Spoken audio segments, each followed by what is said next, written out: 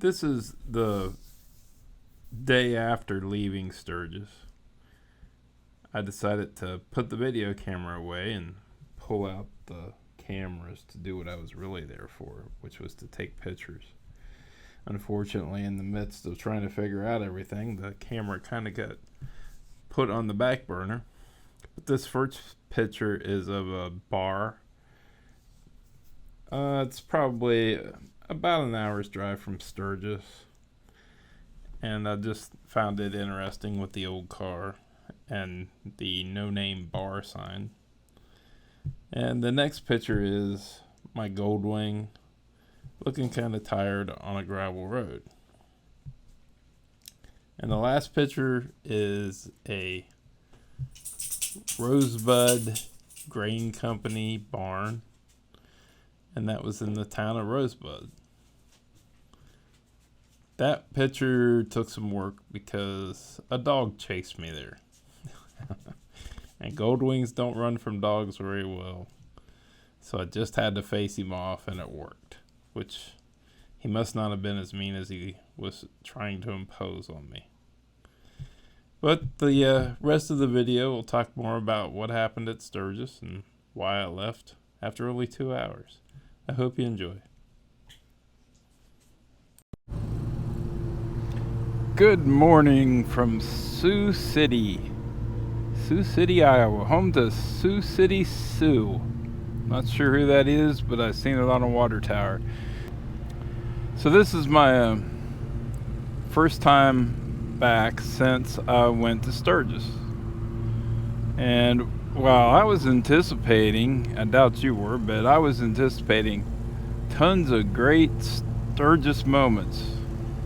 Well, it's only there about 2 hours, 3 hours. The place isn't for me, really. Just not for me. Let me get this thing started up, and we'll talk about it as we head out of town here. We are going to head to Dennison, Iowa, because I want to pick up part of the Lincoln Highway there. So we'll see what happens. It's an hour and 21 minutes away. Everything's checked out, we're plugged in, we're ready to go. Let's see what we can get done here.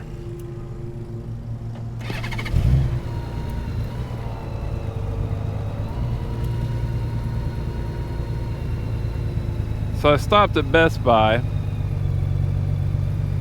because I needed an SD card.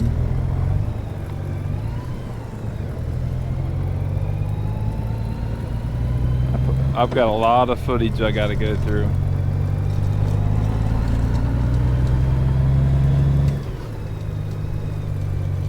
The moto vlogging takes a lot of SD cards, and it's going to take a lot of batteries, and then it takes a lot of editing. Because you have to edit this stuff. You're just on the bike too much. And like doing things like I'm doing now, like trying to find my way through a city that I have no clue about. I'm pretty much just following the GPS here. You end up with a lot of mistakes. It's a lot of work to figure out.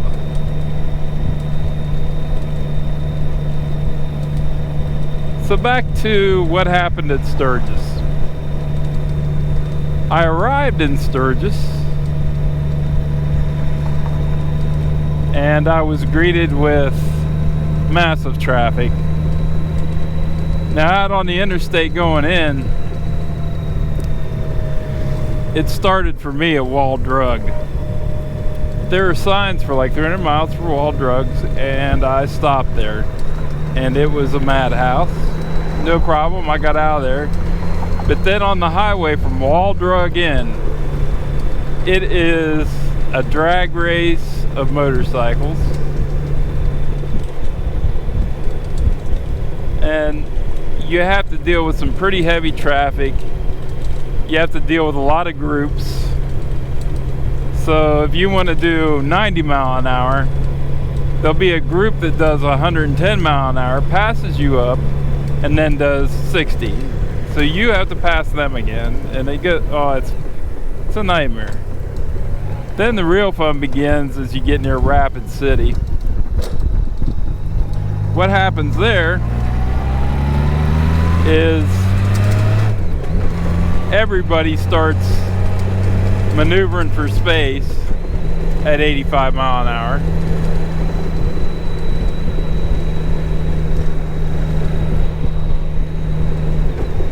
Police are everywhere. And of course, they can't catch them all. They can barely make a dent in it. And everybody knows that, so they just do what they want and hope they don't get caught.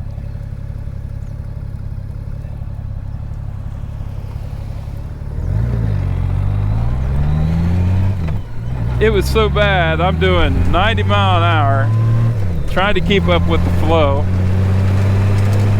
And here comes this guy weaving all over, right up next to me on the right side inside of the lane. So we're two abreast. Well, I don't ride like that. And he won't leave my side. And this poor Harley is just giving her all she got.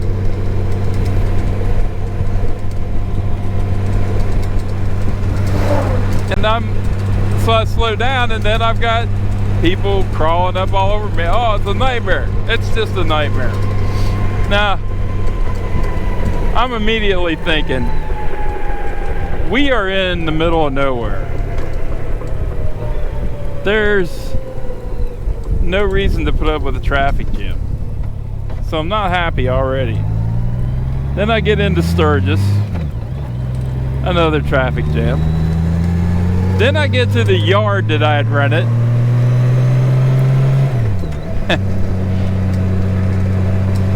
It was $40 a night. I thought, I'm only going to sleep there anyhow. And my thoughts were, if you're renting out a yard, you really can't screw that up, right? I mean, it's like making a hamburger at a restaurant. If you don't want them to screw it up, you order something easy like a hamburger, because other than just not cooking it enough, what could go wrong, really?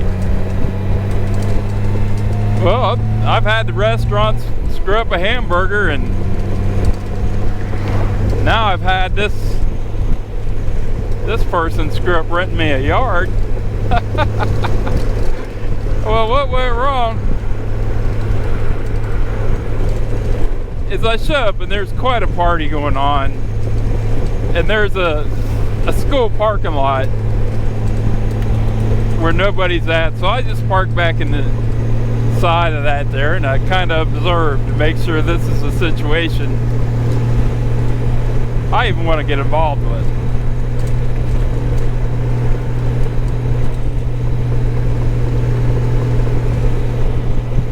During that time, I see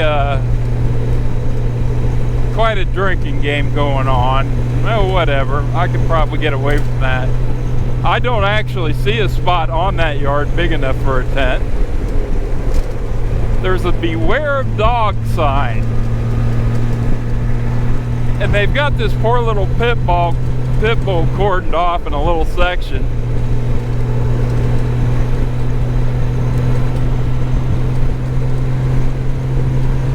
And someone comes up and drags that pit bull by the collar into the house. And I mean, the thing's growling and snarling and everything else. Well, you can tell right away this dog's being mistreated, and of course he bites people. And then you have the fact that you're going to camp on this yard where the dog shits.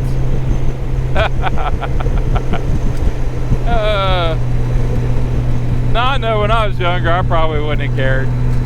I'd been like, you know, whatever, I'll just be careful. Well, at my age, I'm not doing this. This whole ordeal is really my fault. What did you expect in an area where hotels are, cheap ones are $400. And you think you're going to stay next to downtown for $40 without a problem. All right. Well, I knew that wasn't going to happen, but I thought, whatever the situation, maybe I could survive it. And if not, oh well. So, well, we're at the oh well stage. I'm not butthurt about it. I'm not going to write her up on all sorts of reviews. Imagine that, writing a review on a yard. Yeah, I'm just telling you what the situation turned out. If you want to do this on the cheap, this is what you're going to have to deal with.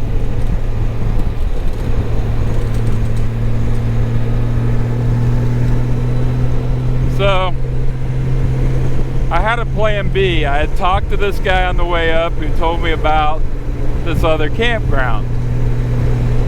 And I go up there and it's not bad. It's what you would expect. And for a biker event, they actually did quiet down at quiet time. But it still was a biker event. I mean, up until that time, oh, you got a bunch of stairs and whatnot because you're on a Honda. And all these guys were union types. They were law enforcement, firefighters, all that. And they told me a lot of stories that they didn't tell me. They didn't know I was eavesdropping, as I couldn't help it. I was right next to them trying to fall asleep. And I learned that a lot of those guys don't care if they drink 8 or 9 beers and ride, because they claim they're okay, and other law enforcement doesn't mess with them.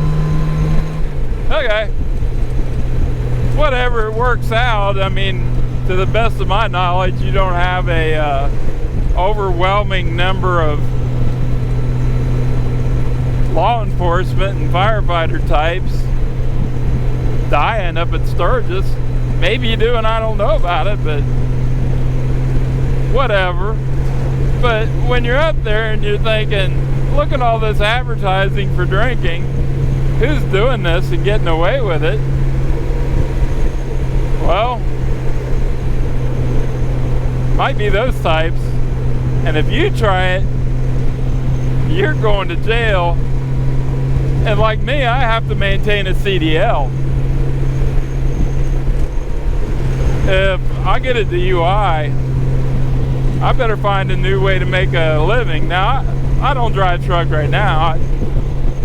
I just use it as an emergency way to make a living. If you have a CDL, you can always earn $1. Okay?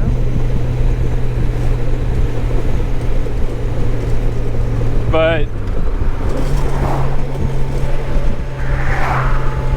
when you hear a story like that, it kind of puts it into perspective, who's doing all this drinking and not getting caught. I think the last figure I heard was about $10,000, and you're probably going to lose your job and everything else. So yeah, but if you're a member of a brotherhood, well, maybe that's not so for you. That's all I'm saying. So, I got my sleep that night. I don't like my camping setup. It was difficult in the dark. But I got it done. I got some sleep. When I woke up, it was decided. I wanted to ride. I did not want to sit in a traffic jam. So I packed my stuff and out of there I went. No more Sturgis. I think I made a stop at Rapid City, loaded up on ice and drinks, and headed off into the Badlands. And my word, I'm glad I did. I didn't let the video roll because batteries were dead, and I've just got a lot to learn about how to keep all this going on the road. But I don't think it would have made very good moto vlog footage anyhow, because it was beautiful while you're in it and rolling through it, but it probably gets a little boring on video. Badlands was, like I say, it's very good riding. Highly recommend it. The roads do get bad, and there is a lot of motorcycle traffic during Sturgis. A lot of group rides. There's some bars out there they're all riding to. But great ride for the most part. So you leave the Badlands and you start going through South Dakota, and the landscape just keeps subtly changing as you go. Beautiful fields. You got cattle fields that go on and on, hay fields that go on and on. Sunflowers, they're beautiful. And that time of year, you just got all of them are, you know, bright yellow, miles and miles. It's an experience. Now, if you're the type that gets bored watching that sort of thing, it won't be.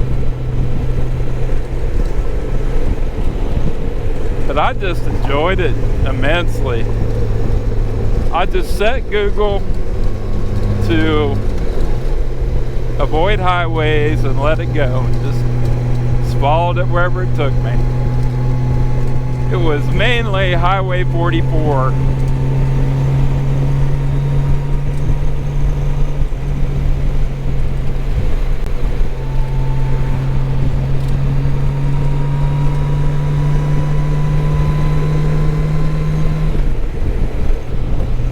So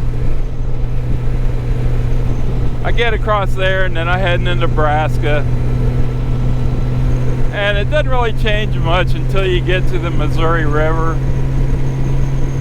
And then it turns into marshes and really green farms. And you head across Nebraska for a while. And again, the landscape just subtly changes all the way across